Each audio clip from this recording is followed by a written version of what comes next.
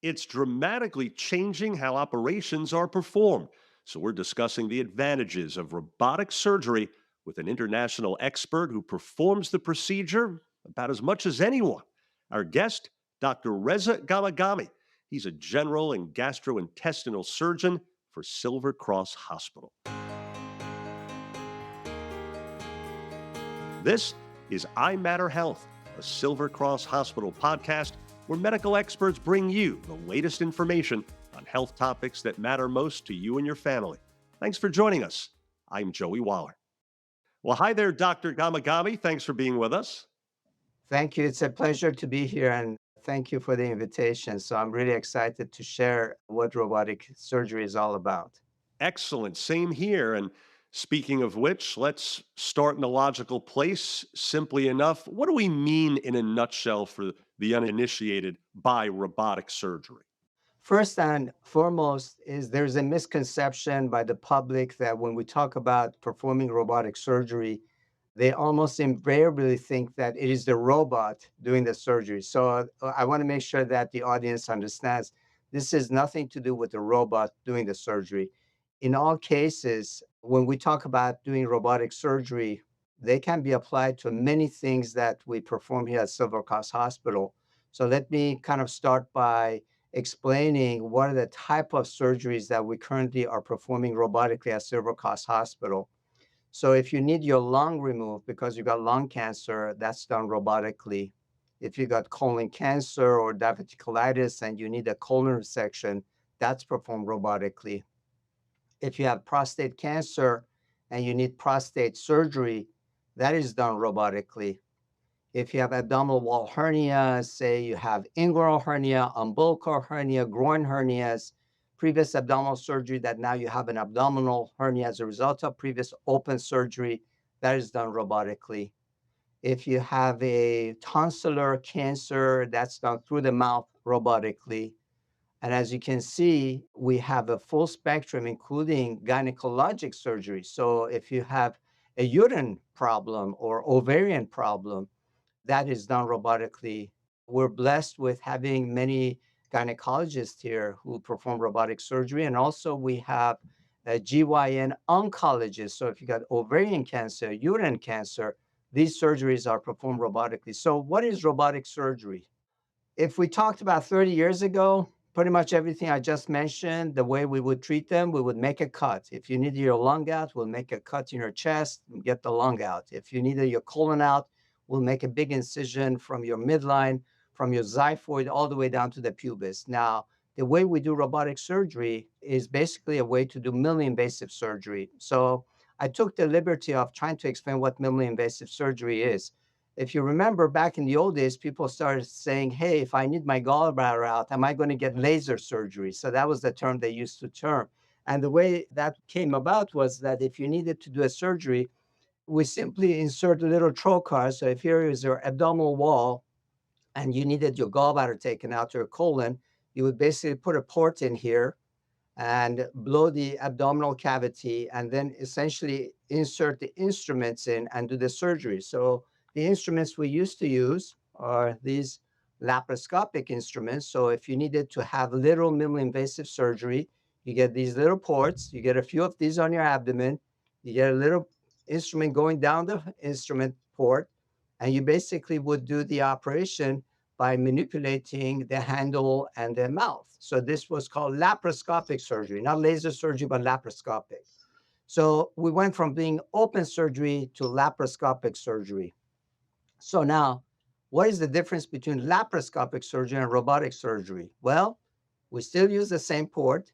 We still need an instrument, but the instrument is different now. The instrument is actually something that looks more like this.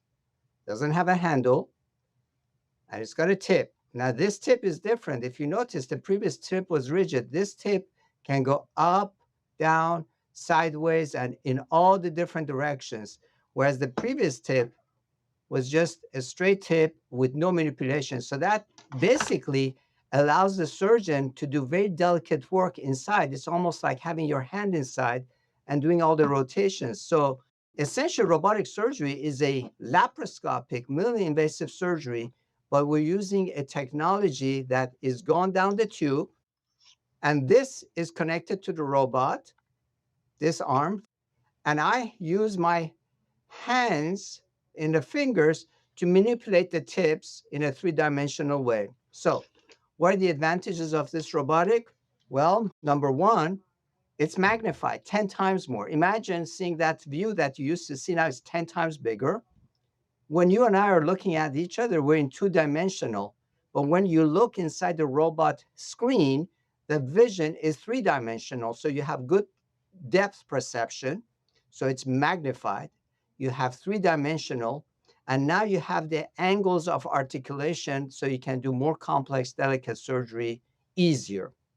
So in essence, we took doing chopstick surgery with single instruments with no rotation, and we're standing all the time. This is the kind of maneuver we used to do. So if you have shoulder pain, back pain, neck pain, especially, as I'm getting older, everything starts hurting. This technology allowed me to just comfortably sit there and just operate tirelessly, doing the most complex operation, yet finish the case and go and do something like see patients. So very, very comfortable type of ergonomics for the surgeon. And this increased the safety, the efficacy, and certainly by being able to offer this type of surgery. Now, about 12 years ago, 13 years ago, Ruth Colby, our former CEO, had the vision that we need to do more minimally invasive surgery. So when you look at our data in Silver Cross Hospital, 80% of the colon resections, the hernias, inguinals, ventrals, hysterectomies, 80% 12 years ago at this institution were being done open, and now they've gone completely laparoscopic, doing robotic minimally invasive surgery. So the robotic surgery has allowed the surgeon to do more minimally invasive surgeries when otherwise it would not have been possible. You might say, well, Joey, you might say, well, how come you just weren't taking the colon out doing a standard laparoscopy? Yes, it was possible. You needed somebody to drive the camera. You needed somebody to hold another instrument. You needed to be able to do chopstick surgery really, really well. So it was really technically challenging. Whereas when you have the robot, it has four arms. I control the camera. I control two of the arms, and I control the third arm that would have been the assistant. So I essentially have gone from just being the surgeon doing laparoscopic surgery to the cameraman to the assistant and the surgeon simultaneously. So I have full control of the whole situation. So I can basically make that surgery more safe and effective for the patients. So that's basically, in a nutshell, what robotic surgery is all about. And showing us with the instruments visually certainly drives home that point. Now, as I alluded to at the top, Doctor, you've performed more than 4,500 robotic procedures, which as of 2023 ranked you 10th in volume in both the US and the world. So, first, congrats on that amazing achievement. And it makes me wonder, what's the main way, would you say, in the time you've been doing it, that this technology has improved? And how long have you been doing it? I saw the technology initially being introduced in one of our conferences in 2009. And when I saw the technology, I thought, this is just a gimmick. It's just a tool for us to play around with. And I kind of ignored it till 2011, where at a conference, I saw this technology being used for more complex surgeries. So I'll give you an example of what I consider complex: doing major colon resection, removal of the esophagus for esophageal cancer, doing liver resection, doing pancreatic surgery, what we call Whipple procedure. These are complex operations, either open or even laparoscopic, but doing them now we are able to do them robotically. So I realized people were doing these operations, making them look like it's technically very feasible and easy to perform. So I became very excited, came back with that knowledge back to Silver Cross, and at that time, Ruth Colby and a lot of the members of the administration recognized there was a need for us to push as much as we can minimally invasive surgeries in our community. And that's what began the impetus to purchase robots, start the robotic program. For a hospital, I don't know if people know, but we're a community hospital. We're 350 beds here in New Lenox. And actually, we have the highest number of robots than any institution for the size of beds we have. We have six robots.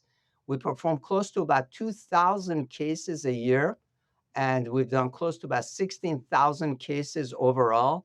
We are and have been essentially number one and two within the Midwest in terms of volume, even though we were a little bit of a slow starter. In fact, there were other hospitals that had the robot, but we actually overtook many of the other institutions because we saw the value.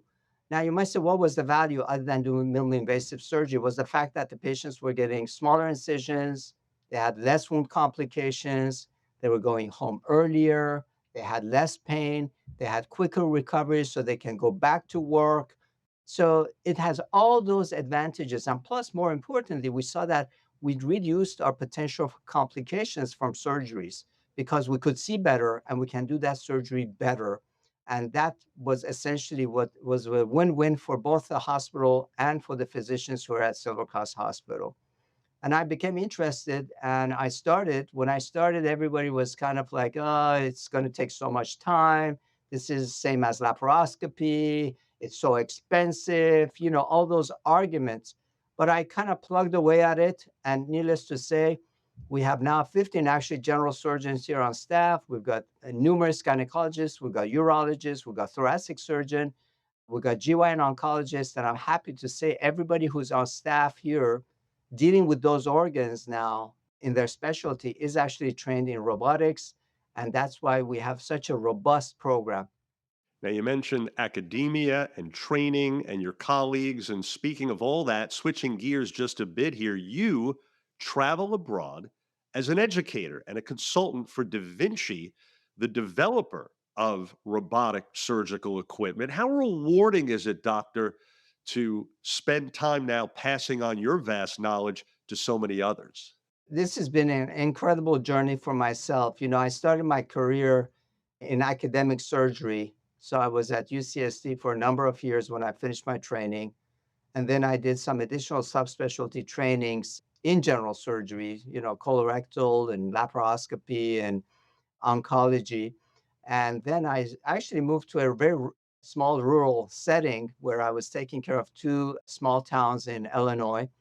And then I moved here about 17 years ago. So, one of the sad things about moving to a community hospital was the fact that I no longer had the opportunity of residents and students. So, when I started doing robotics about 13 years ago, after the first year, I became good enough, I think, by some standards, that I was asked to start teaching again robotics to other surgeons who might be interested. So that started my journey of moving from teaching high school students to college students to residents in surgery and fellows to now not so much teaching, but maybe showing my colleagues on ways where robotic surgery can make their surgeries more efficient. I always tell the surgeons that I meet every day, I'm not here to teach them how to operate. I think all the surgeons I've met, great surgeons and really some very good people and extremely knowledgeable. But my goal has been, how do I show them to use the technology to do this operation more efficiently? So that's been my goal. I've been very fortunate that I've been doing this for almost 10 years of teaching. I do have people visiting me every week on a Thursday or Friday. They either come nationally or sometimes internationally. We also do webcasts where we have live surgeries for other surgeons, only surgeons. So this is not a one of those shows you can buy a ticket and kind of sign up on YouTube or TikTok. This is a very highly confidential arena where surgeons might be interested on how to do a hernia repair or a colon resection, and we have a group of surgeons getting into one room. They log on to our OR directly, and there are cameras on the robot, there are cameras on me, there's cameras looking inside what I'm doing so they can see the full spectrum of the operation, start to finish, so that hopefully with their robot system, they can go and start implementing the same technology. And also, the other aspect that's been incredibly rewarding was not only just doing things nationally, but people also visiting. But I was very fortunate. They actually invited me to go to India for a whole week, where I was in conferencing with a lot of the other surgeons who were robotic surgeons, but they were going to be the future masters of robotic surgery for their country. So I don't know how it came about that Intuitive decided to pick me. I think they said this guy's probably got the most gray hair. So he's probably going to be well respected. But anyway, it was a tremendous experience. So I got to visit their hospitals. We did a lot of cadaver labs. We did a lot of lectures, a lot of teaching in those 7 days. And then last month, I was invited to go to Korea, South Korea, and we did a similar project in Korea where we showed their Korean surgeons who have actually had the robot for many, many years. And they usually apply it for gastric cancer and colon cancer, but they were now more interested in getting into robotic hernia repairs. So I was very instrumental in kind of spearheading their program on how to start it and teach the future South Korean surgeons on how we run the system in the United States. The Da Vinci robotic system as a company, certainly, I've been a proctor for them. I've been an educator for them. People might say, well, you're getting probably paid for doing these things. Of course, it's my time. If I'm teaching, whether it was a university setting or if it was a lecture at some other organization, it'll be the same aspect. But I think the fact is that here it is a technology that has made a radical change in how we do things for our patients, especially for the more complex problems. And it's the only company that I'm aware of that has invested so much in teaching. So if you're a surgeon here in the US and you want to learn all these little different aspects, whether it's hernia, whether it's foregut surgery, meaning height or hernia repair, colon resection, Da Vinci has set up courses for all from the most basic to the most advanced level. So to increase the patient safety level, they've gone way beyond. So this is not about a company who's come out saying, here's a robot, pay $2 million and have a nice day and use as much as you want it. They've been very selective about who they train. They've been very selective about advancing surgeons' progress, and they've taken an extremely responsible role to make sure that they provide the most efficient and the safest way for us to conduct our operations. So it's been a journey. I've been very excited, and I continue to be always thrilled with all the new technologies. And in fact, just recently, about a couple of weeks ago, they released their new robot. And needless to say that we're very excited that we're exploring on how we can be a partner with Intuitive with the new additional technology, which has some additional features. It's just like a better model. I don't think it's going to change how well we're going to do our surgeries, but I think it's got certain gadgets, just like your new fancy cars. You and I used to have probably cars where you roll the window down, and now we got the automatic button, it goes up and down. So, needless to say, the window goes up and down, the work gets done, right? So, the question is, I think the new robot is going to have some of those little extra gadgets to make the surgery a little bit more fun, as you might say. Amazing technology indeed, Doctor. Folks, you've been hearing from one of the esteemed human surgeons behind the robots. We trust you're now more familiar with robotic surgery. Dr. Reza Gamagami, keep up your outstanding, groundbreaking work. And thanks so much again. Very educational. Thank you. It's been a pleasure. And thank you for the invitation. Same here. And for more information, please visit silvercross.org/surgery. Again, silvercross.org/surgery. If you found this podcast helpful, please share it on your social media. I'm Joey Wallach. Thanks again for being part of Silver Cross Hospital's iMatter Health Podcast.